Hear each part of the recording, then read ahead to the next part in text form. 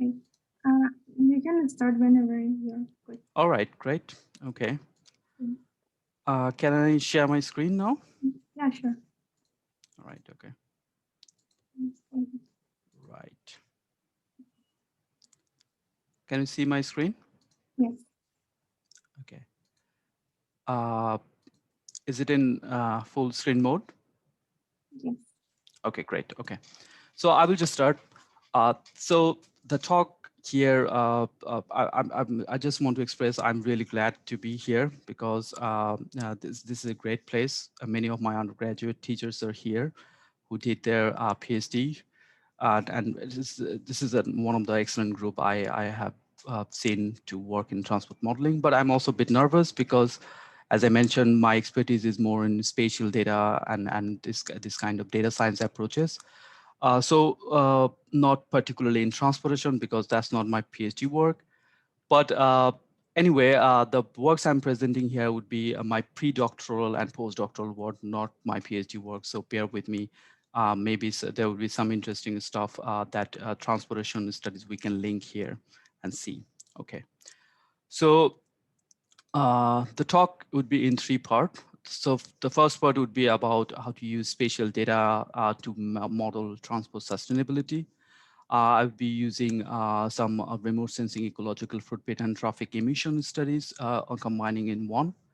Then in the second part, we'd be talking about integrating data mining and microsimulation modeling.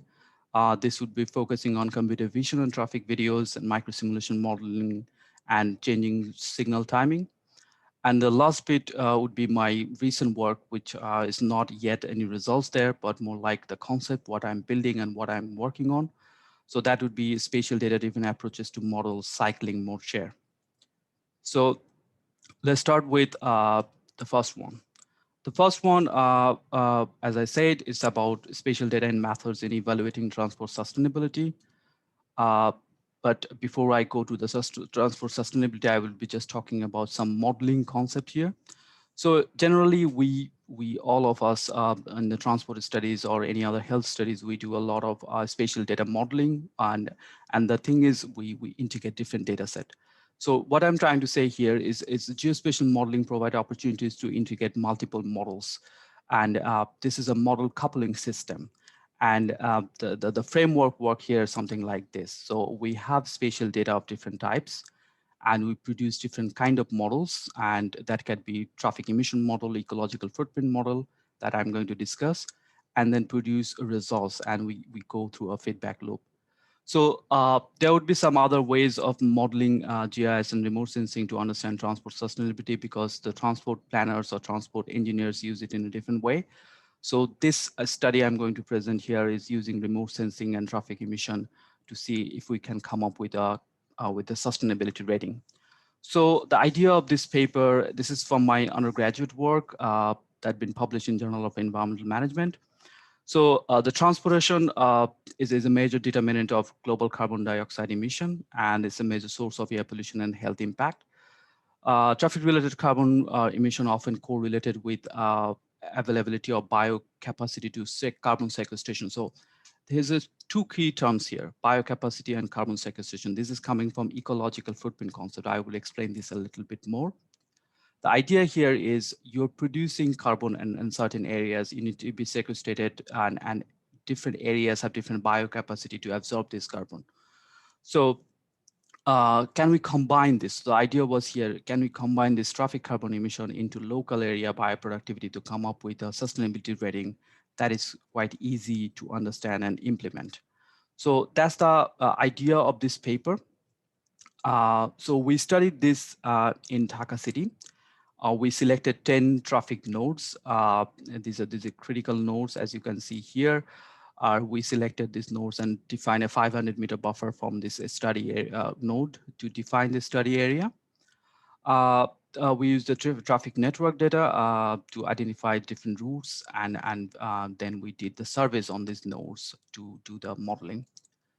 So I would give an overview of the system here. So the first system is basically traffic emission based, and the second system is ecological footprint, and then we couple them in the rating development. So how it works?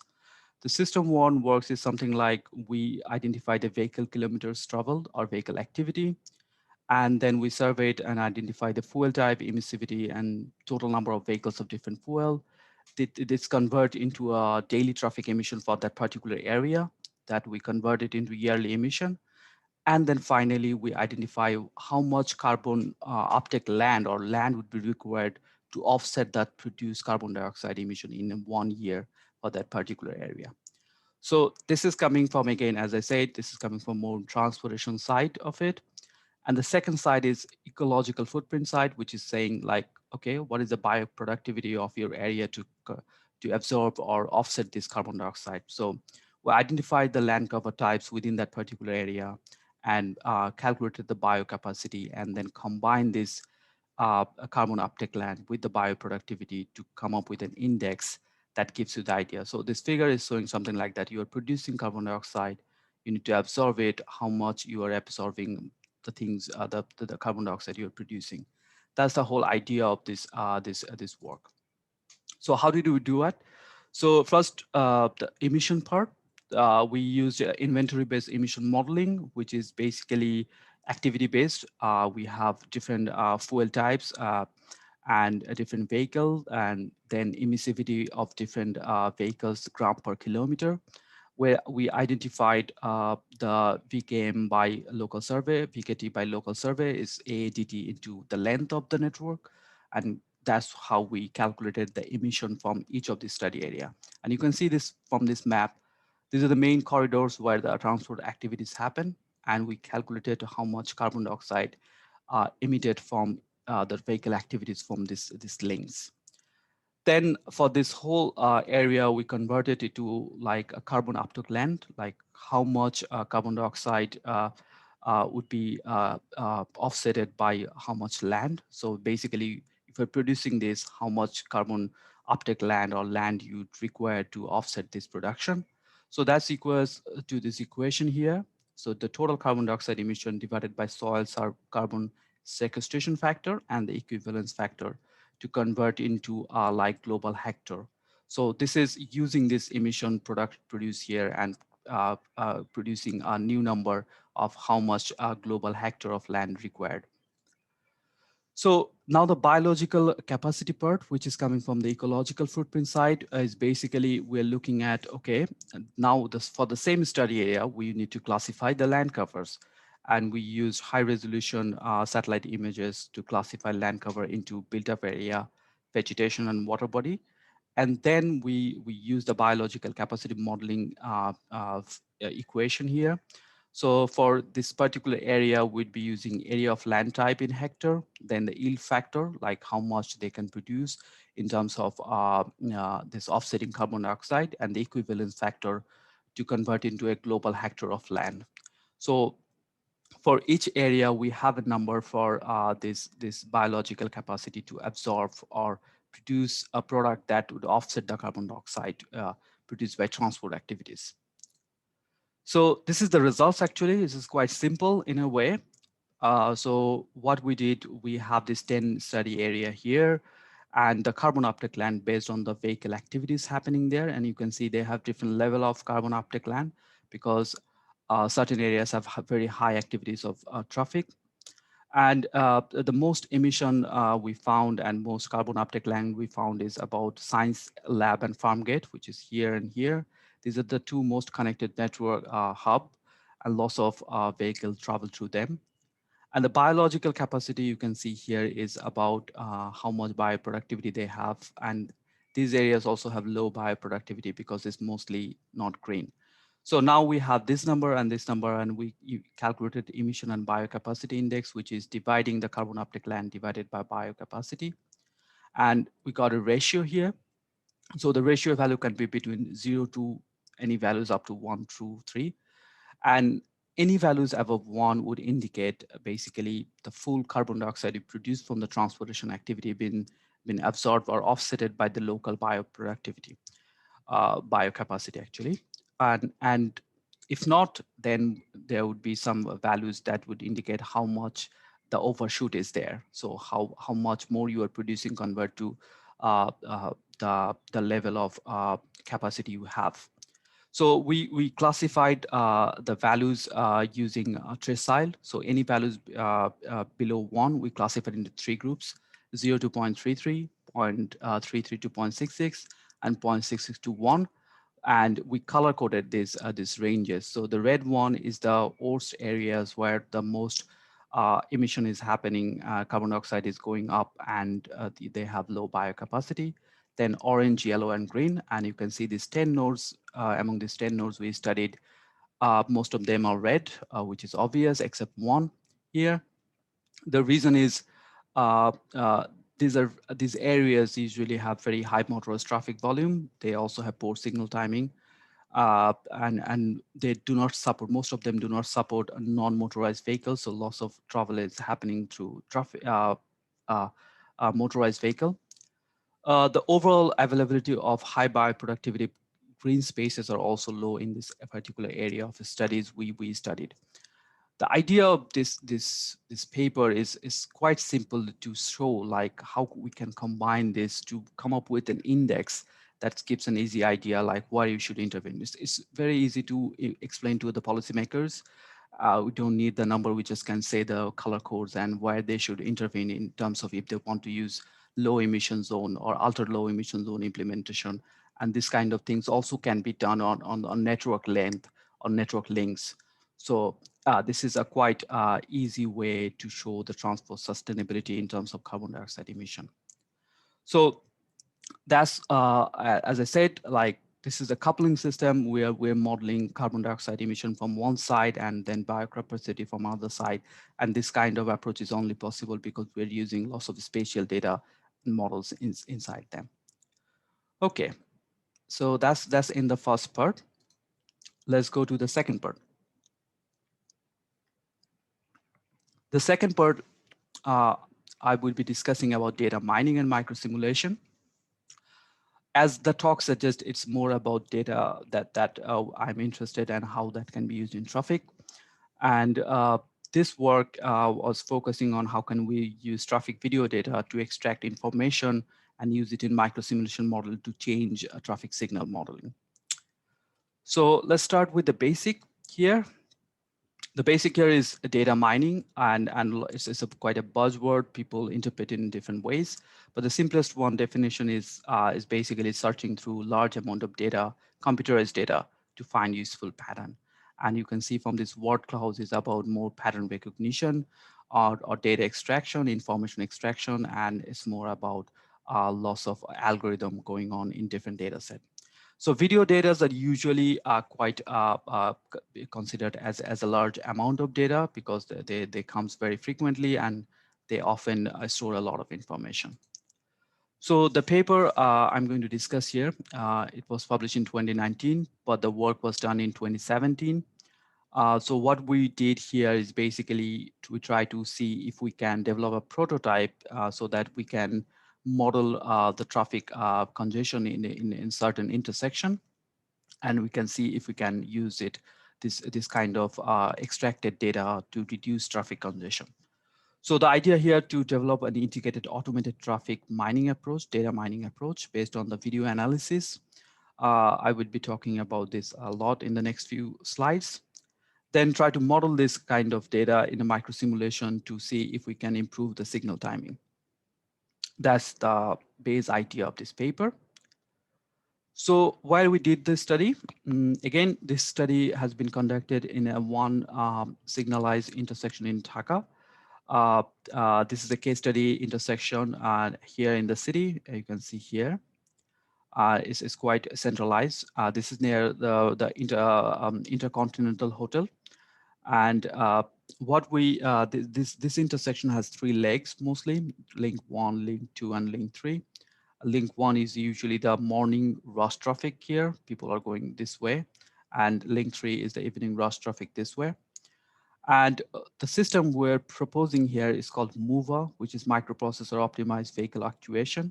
So it's a fancy term for saying it's a one signalized intersection. While there's other section system that's been implemented in many big cities like London, which using like Scoot system, which is like synchronized split cycle offset optimization technique. So what we're trying to say, yeah, there's two approach of doing the microsimulation modeling or signal controlling. We're trying to focus in only one here, but this is a limitation I will be discussing at the end of the talk of this part. So the system architecture, we are proposing here, this is a prototype architecture. We actually didn't implement it in real video, but this is just testing how it works. We didn't have the actual IP camera for the Dhaka, the intersection we're studying. So the system works in terms of any kind of video can be fed into the system. So it can be real traffic video or simulated video that we used.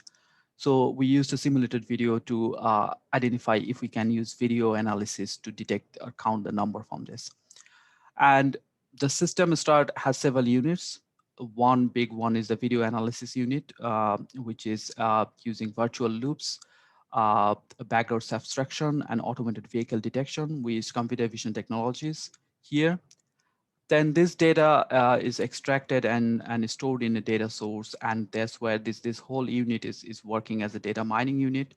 And then we run automatic query on this to identify vehicle count, mode share, travel routes, and summary of the junction in near real time. So whenever the data is coming, you can get this information extracted anytime you're running the query.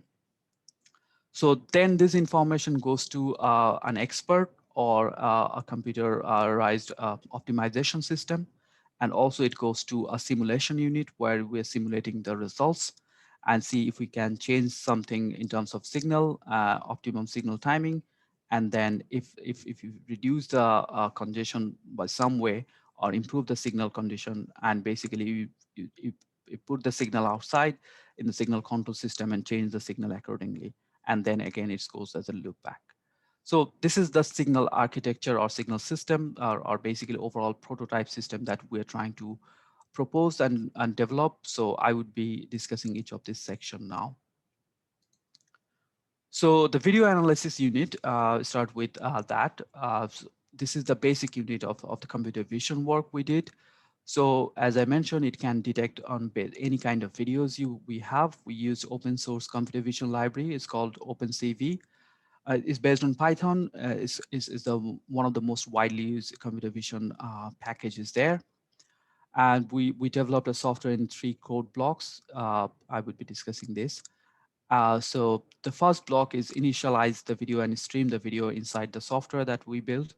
So we bring the video and then just initialize and stream it. And then in block 2, we do some background subtraction. So we subtract it from the background and identify which are the vehicles we are interested in. And we set the virtual loops here too, like counting vehicles through any kind of passing through them. And then we run tempo matching algorithm inside here. So here we're running an algorithm that looks at the vehicle size and shapes and when it passes through the virtual loops. And finally, we identify vehicle type, location, and signal time when the vehicle is stagnant in the virtual loop. And this block, this count block, it just produces this information and send it to as a CSV file. So this information goes into our data query system. So the query system is SQL database. So we bring this CSV file in the SQL dataset and run these 2 blocks of code there. So the way it works is basically it's a raw data of the vehicle count coming from there, and it generates the routing information. So what happens? The block 1 initiate and connect this data set from the CSV. And you can see the ID type position lane is there as a raw data set. And then we run the query that produces this kind of routing percentages and different types of vehicle and different links. And that kind of information directly needed for the microsimulation modeling we're trying to do. So the key novelty of this whole process is about this SQL-based query system that is automated, and this can generate the model-ready inputs that necessary to run the model is in real time. So that's the idea for this part, and it works quite efficiently if we can run it on local server. Finally, the traffic simulation unit. So now we have the data, like the computer extracted data. Now we can just model them in the microsimulation model. And basically, we would have we used VC microsimulation modeling for this intersection, and you can see the setup here, the links and the traffic simulation. The base condition was simulated using actual traffic survey data for the peak between 7 to 11 for that particular node. And then video data was extracted for different scenarios, for different signal timing that we implemented. I would be talking about that in a few minutes. And then we changed the traffic behavior in the traffic simulation to reflect Dhaka's traffic. And you can see the car following, lane changing and lateral changing behavior need to be changed a bit, because that's not exactly how the default system doesn't work. So we change it to mark like, I would be showing some videos of what I'm mentioning here. So vehicles are very closely, tightly positioned, and they can sit in any kind of lane. They frequently change lanes and something like that. So now the results. So we have the video, we have the query, we have the model. Now let's see how it reflects to the reality.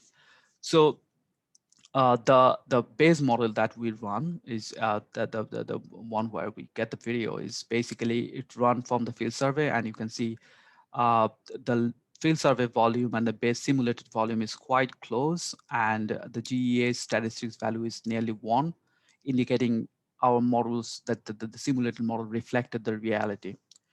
Now, what the video analysis volume is also a very close match with the actual simulated video, what kind of video we were trying to use it and see how it works. And basically, the system development requires some good detection, and we see they have some error for certain links, because the link 1 has more congested, and we didn't identify many of the vehicles during the congestion period.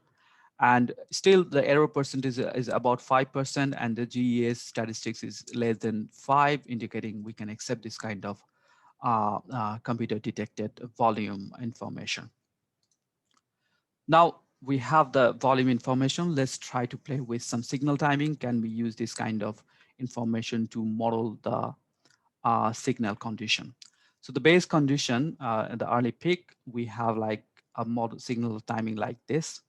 So link 1 has a green time about 80 seconds. Link 3 has a second highest amount of green time, and it's a total 165-second cycle. And but these are often not being maintained. Traffic police actually just do whatever they want to open, and the green time change based on their personal judgment. However, we accepted that, and we say like, okay, we can we use this base condition and with 2 different scenarios. So these are expert driven scenarios. Some of our teachers were there where we're developing the scenarios. However, I would say this is not perfect. In the first scenario, we change the cycle of the signal timing. We bring it to 145 second, and we proportionally change the green timing for each of these link. Still the link 1 has a more green time than other. In scenario 2, we basically kept the full cycle length of 165 second, and we gave 20 extra second to the link 1 and changed the green time to other links to reflect the congestion going on here. So again, this is a testing of can we use the system for this kind of work or not. So how the results come up with once we have this kind of information. So what we found is basically our from the base condition, the queue was around link 1 is 131 meters, which is quite a long queue. And in scenario 1, the queue reduced to 81 meters. So in a way, we also get some less number of stops. You can see the stops are quite high in the base level. In scenario 2, we got like 75-meter queue length, and the stops even reduced. So in a way, we're saying the scenario 2 gives us like more green time, changing it to 20 seconds around that improved the congestion condition. It also increased the vehicle speed there. So you can see this is just a preliminary way of showing you can use this kind of video data with micro simulation modeling ready, and basically see if we can test with different signal. But again, as I said, this is not optimized properly. I would be saying like, what are the next step for this?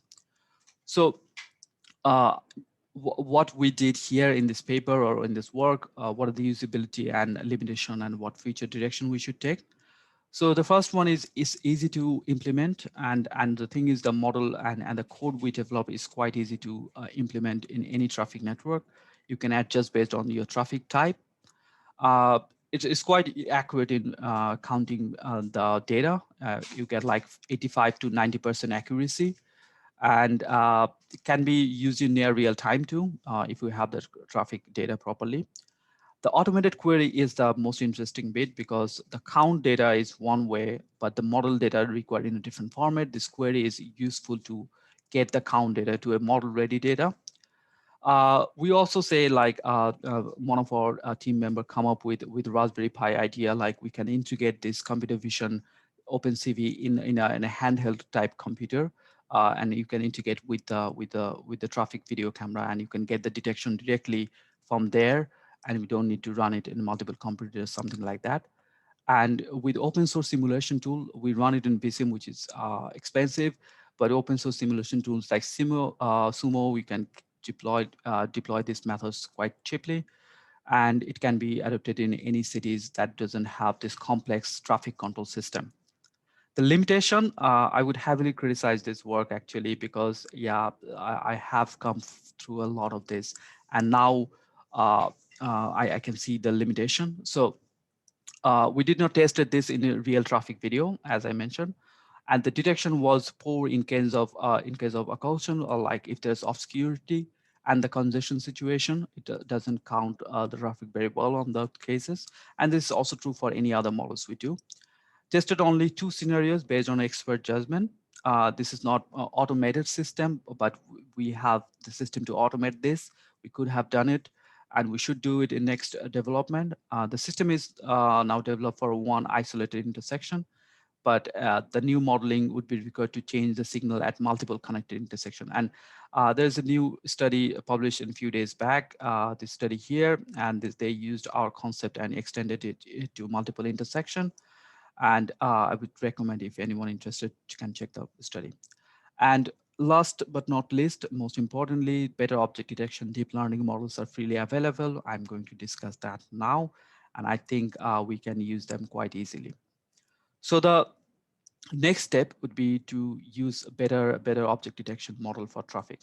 So the new computer vision technologies we are now trusting is about using convolution neural network based on deep learning models. So I tested the same image I took for that area of study and use it with the new model I'm currently using. It's called Yellow. You only look once. This is a deep learning model that uses darknet structure and trained using the COCO dataset, which is common object in context. It's about 300 annotated images is there, and it works on the TensorFlow platform and can detect traffic quite efficiently. You can see this traffic image is here, and it can detect more accurately what is been there. And you can see the haphazard nature of the traffic in Dhaka. That's why we changed the model parameters in VSIM. And ULO4, the one I'm showing here, can be used in Google Colab with basic Python knowledge, and you can use it in both image and video. New studies have been published frequently, as I just mentioned. You can check this study to see how that they use this kind of model with multiple intersection to optimize the signal. Okay, I would, it's all good, but there are some limitation of these tools, and I will show why. Let's start looking at the video. I was testing this video from YouTube and see if it's another video from Dhaka. It's the next intersection. So you can see the model is okay, but it confuses with this rickshaws with bicycles, and sometimes, and you can see they convert, they identify this as a motorbike or cycle, or sometimes when you see here, these are not been identified because their shape doesn't match with the algorithm's input.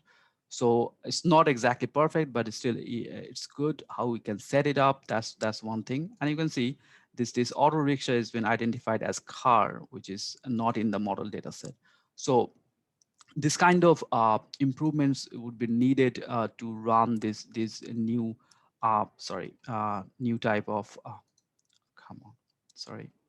new type of models that I was just talking about. But if you have like clear videos and if you set them properly, you might get a very good detection. So we're trying to improve this kind of model for vehicles that are not listed in the COCO dataset.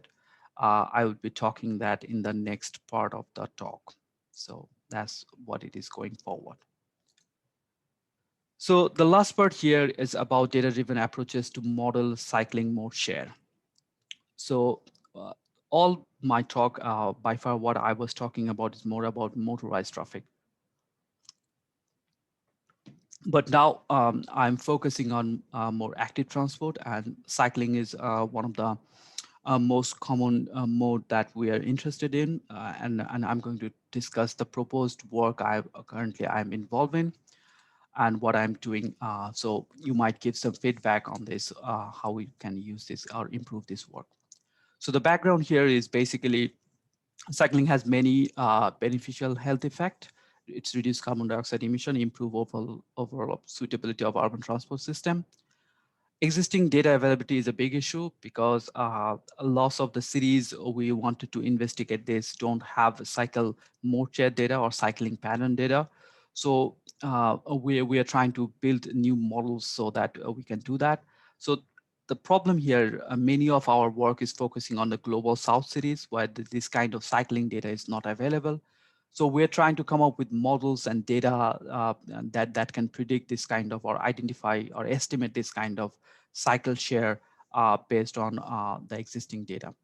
So the aim here is to develop new computer vision model to count city level cycling mode share, then develop an integrated spatial model to predict this potential cycling mode share at city and sub-city level, and then evaluate factors that best predict cycling uses in cities.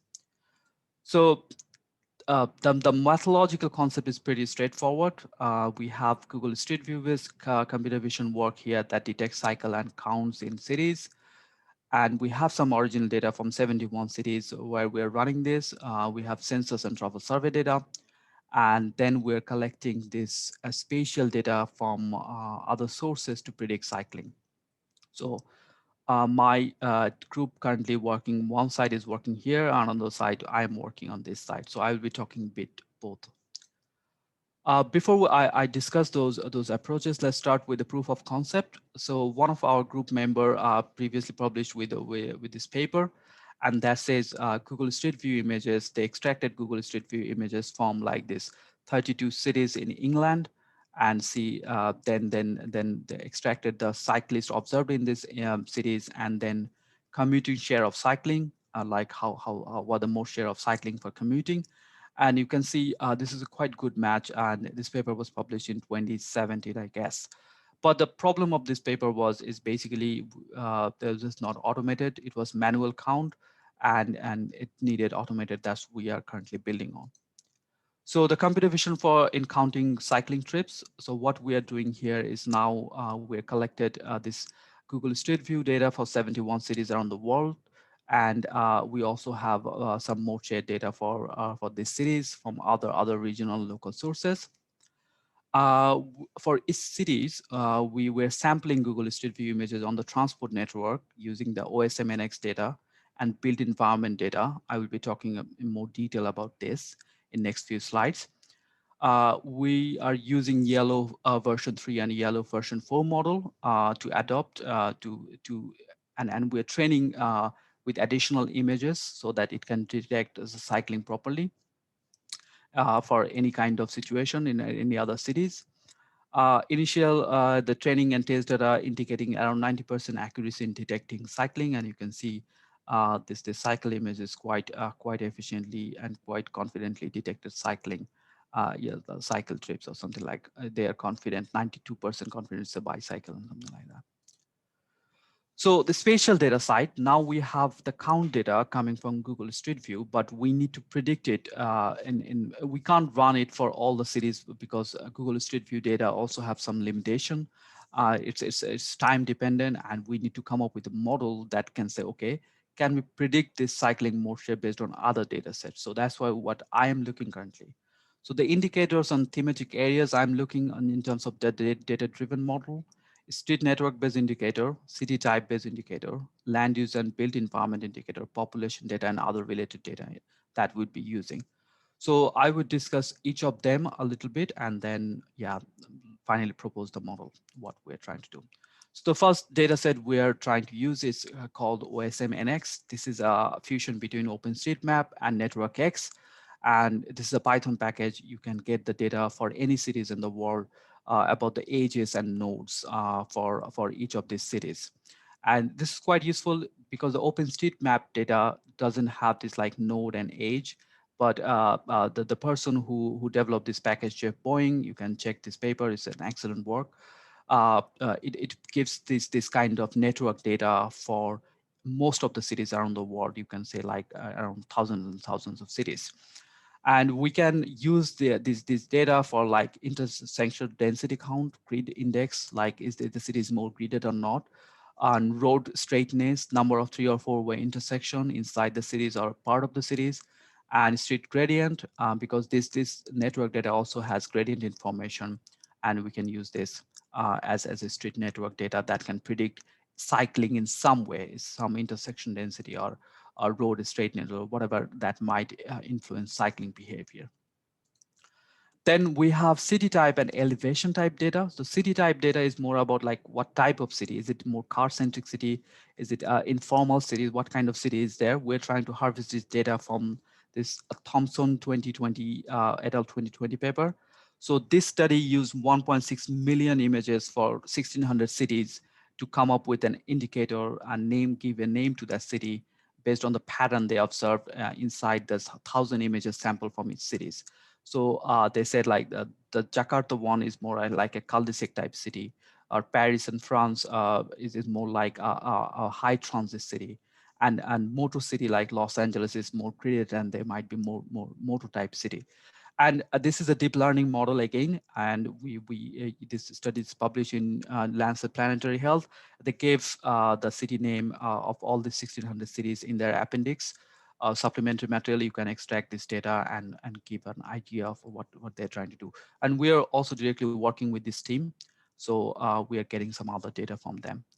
Then we have the city elevation data. This is coming from like sometimes cycling behavior often modified by elevation. So I'm giving example for Rome, and you can see we are using ASTA dataset to get like city type gradient inside the city, and we will be looking at what the average gradient inside the cities, which might affect cycling behavior. Another one would be like land use, land cover type and built environment data that would be used for land cover mix that might influence the trip pattern of bicycling and where people are going and something like that.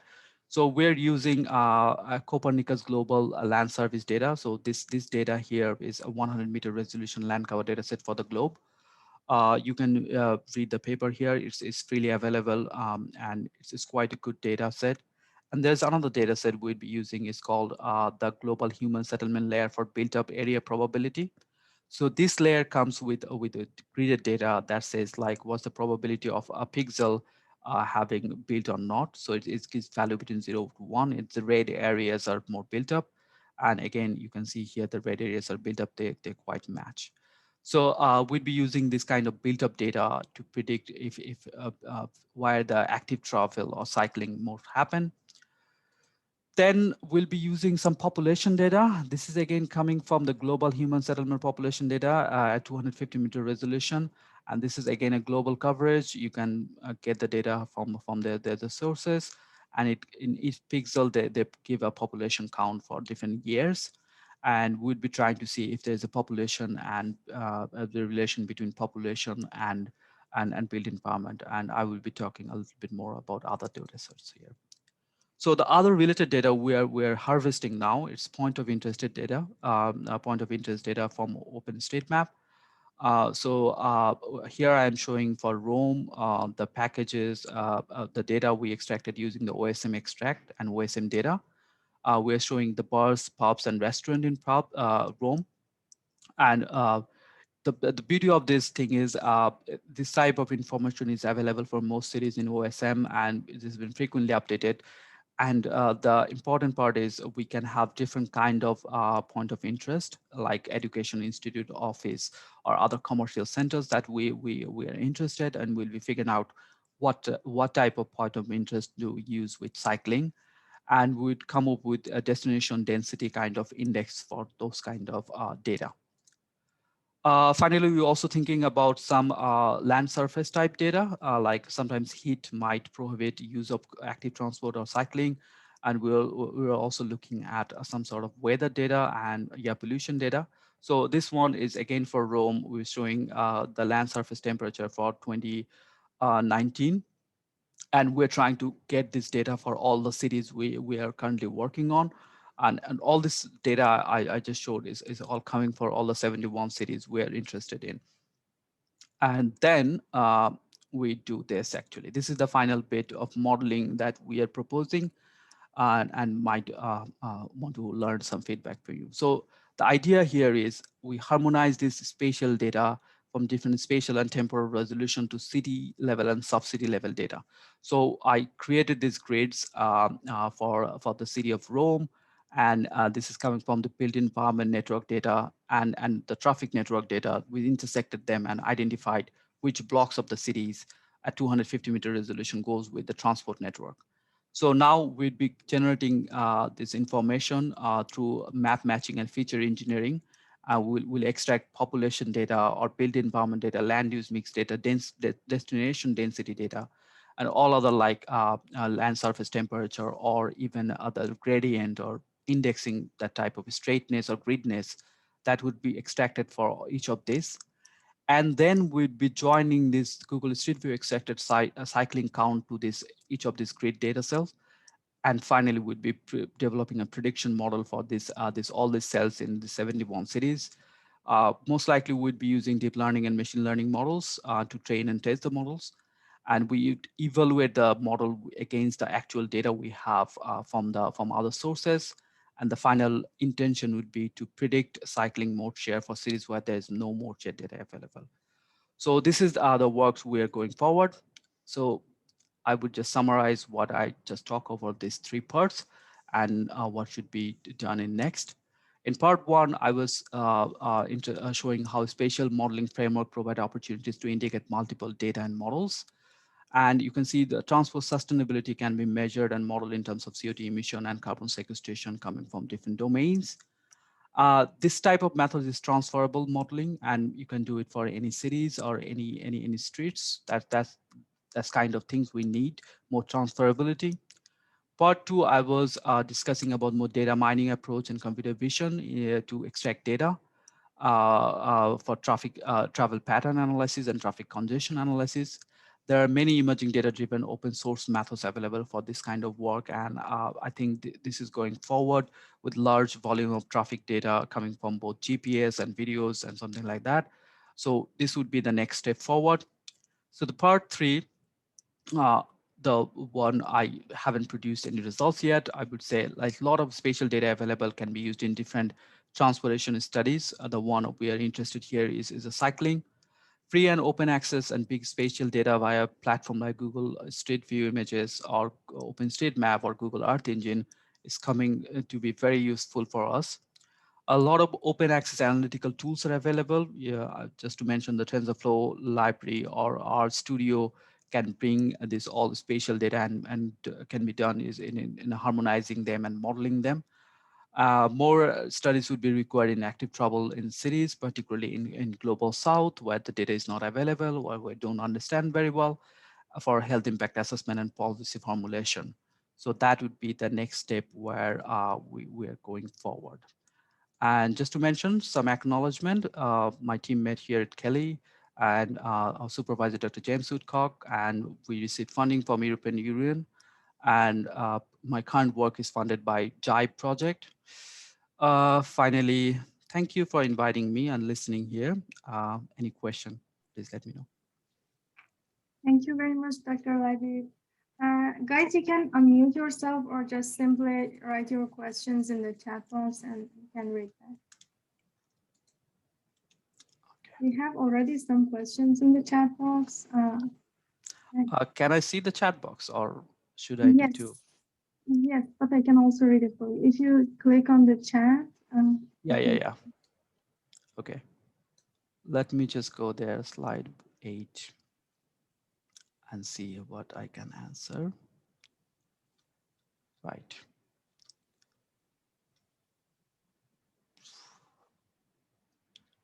Okay, yes. The emission model is activity, in that activity is a similar activity-based model in transporters. Yeah, yeah, yeah. It's pretty much same activity-based model. It's the same thing. You also consider the intersection control delay in addition to square size. Okay, let me just go to spot 21. Mm, this one. Okay. Do we also consider the intersection control delay in addition to queue size and number of stops? Yeah, yeah. The thing is, we considered all of them because this micro simulation modeling gives us these outputs anyway. Uh, queue length is a way of looking at this, because in Dhaka, the queue length is a big problem. The traffic speed doesn't change that much, as the overall city level speed doesn't matter too much because it's very slow. Sometimes the model output shows higher speed compared to the actual speed there, but because it's very small area. But we are interested to see if we can use the queue length as an indicator, so that we're reducing the queue, so that more traffic and more people are going forward. But if you think about from emission point of view, number of stops are would be unuseful, because the more stops there, the more emission is happening there, or something like that. That would be also an interesting evaluation criteria, for sure. Thank you. One question. Do you also calculate the number of steps using the videos that you're working on? No, currently we don't. And the thing is, the computer vision works is more about image segmentation or object detection. So it doesn't see like if you are stopping and going forward, something like that. So it detect you as it detect the vehicle as a square, and or maybe inside a proportion of a loop, but it doesn't identify the number of stops the vehicles are taking. But when the loop is full, all the vehicles are there. They just identify this is a congestion situation, or signal is going there, something like that. But it doesn't count the number of stops. How do you count the numbers of them? This one. Yes. Oh, these are from model. Actually, the image, the simulation, micro simulation model gives you the number of stops, queue length, when they're running the simulation, and see like, okay, how many times the simulated vehicles are stopping within that particular loop, particular length of they are traveling. So it is coming from the model. It's not exactly we detected in the computer vision. Mm. Dr. Labib, and thanks for the presentation. I have a quick question for the same slide.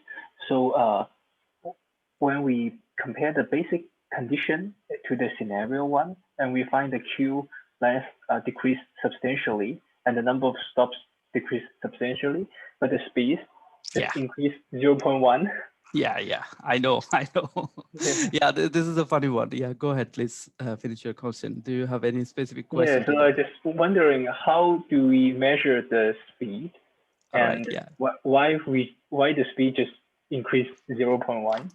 Yeah, yeah. This is a quite funny thing for us too, because when we were doing this, we were supposed to see this.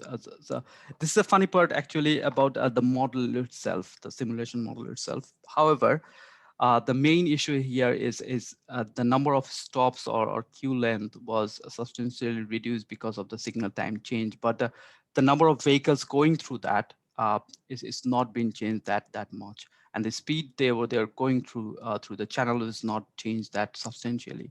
So it doesn't detected the change in speed, but it was saying like how many are in the queue. So you see, as we increase the signal time or change the signal time, it passes more traffic, but didn't increase the whole speed as a whole on that particular link, because there's like loss of traffic, and they were just going and something like that. So it was not very clear why the model just improved a little bit here. And also it was something to do with the signal timing we did. We reduced the signal cycle from 165 to 145. So that might have also have an effect on looking at a smaller time frame about the speed that they're calculating. But we see this as a problem, and we were not sure exactly what exactly happening there. So it was like something black box. Yeah, so the speed just the vehicles passing through the intersection, Hmm. not in the link. Not in the link, no. Oh, I see. So, thanks for answering my question. No problem. Sure. Yeah, it was an interesting thing for us too, because we were thinking, hey, why the speed didn't increase that much? But it was not, because it's not on the link, as you said. It was just going through all these vehicles going through the intersection. Anything else?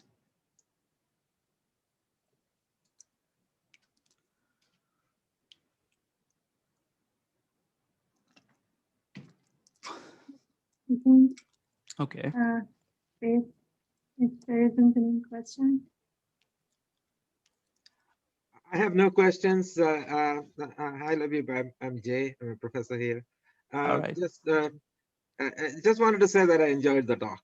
It was Oh, really nice. It was, I mean, it went over a wide range of topics, right?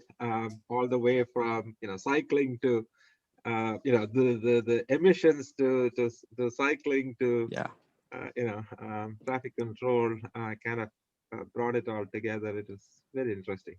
Very nice. Yeah, I agree, because this is all connected by data, actually. So Yeah. my underlying theme is about data-driven methods. And you see, anyway, we are using this, more and more data is now available. We can use it in different ways, and people use it. And I'm sure lots of you use GIS and remote sensing in different ways, maybe gravity modeling or network analysis. But there are some other applications that I wanted to bring here. And I think more and more people would be interested to see how data-driven methods like spatial data science can be implemented in transportation science. And that would be really an interesting way to look forward, like the cycling one we are working on. Yeah. This would be a brilliant way of looking at cycling for cities where there is no cycling data. For like, maybe we can do this model for Kampala or maybe Dhaka. Yeah. So that would be really useful. So let's see if we can figure this out properly and can publish the work. Thank you very much, Dr. Levy, that you accepted our invitation. We really enjoyed your talk. Thank you. Thank you for inviting me. And please do get in touch if you are interested in some of the models or some of the data set we are developing here. We'd be happy to collaborate or share some information how to use this kind of techniques. Please let me know if you have any more questions. Okay. Thank you. I Thank have you. a follow-up question, Yeah, sure. Dr. Labib. My question for the third part, for the data source you choose, why do you choose that kind of data source? Because in my thinking, I think if we want to predict the mode share for the cycling, we might want to understand the trip purpose or the Yeah. income for, if it's short trip, is you just take a bicycle, if the certain income group. Yeah, so do you consider that kind of data set? This is really the reason I presented this work to learn from transport experts. So yes, trip purpose, trip destination, destination length, or other kind of information are there. But the reason we're interested in this side of a study on urban morphology or something like city structure-based model, because sometimes these data are not available for the cities we want to predict, okay? Like we don't know very well about the service. A lot of our studies are now building on South American cities and African cities. We have data for those kind of trip purpose, or most likely something like how many of them goes for what short distance, but not exactly it's a consistent data source. So the idea here is like build a physical model that would be, the data would be available for any cities we want. We want to learn from the pattern in the cities, and we'll see if we can predict this to identify the cycling mode share. So that's why this data set I'm presenting here is more about like a pseudo data set. Instead of looking at the transport data set directly, we're looking at from another side of the ways, like urban morphology or the destination density or the network structure. Can this also reflect the behavior of cycling? And that's why we're trying to do the sub-city level modeling with the city level modeling. For the city level modeling, we'd have some other information like income. Then we'd have like a population overall trip pattern in terms of motorization rate. That we do for the 71 cities that we're trying to build. But for the sub-city model inside the city, we'd be more looking at this physical aspect of the city or urban morphology or network type. Can we see this can help to identify the purpose of the trip? Not the purpose, actually, the way people travel in the cities. So that's the idea for this. But I think you are very right. If we can get some trip purpose data and some additional data on that source, we'd be definitely be interested to see if we can get it in our set. Let's see. Thank you. Okay, I got a question from my teacher, Farzana Madam. Thank you, Labib. Okay, this is very it's a possibility to share presence. Yeah, sure. Please go ahead. I would love to share the slides. And yeah, that's why I gave some links to the data sets and models.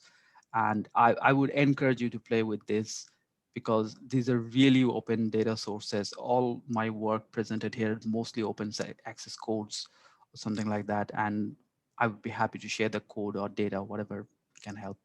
That's it. Absolutely. I just can't share the video because that's too big. It's 400 megabyte. This slide would be, but yeah, that data, that video is available in YouTube if you want to use it or something like that. Okay, great. Thanks Thank for you very inviting much. me. Actually, I really enjoyed talking with you. The discussion was useful. Thank you. Thank you for your time. Hope to Thank see you you. again soon. Okay. Okay. Thank you. Then I will then send the slides to Nigin, right? Okay. Yeah, sure. Yeah. Okay. Thank you. Thank you, Thank you. everyone. Have a good day. Bye-bye. Thank you so Bye. much. Good night. Okay. For you. Bye. Bye.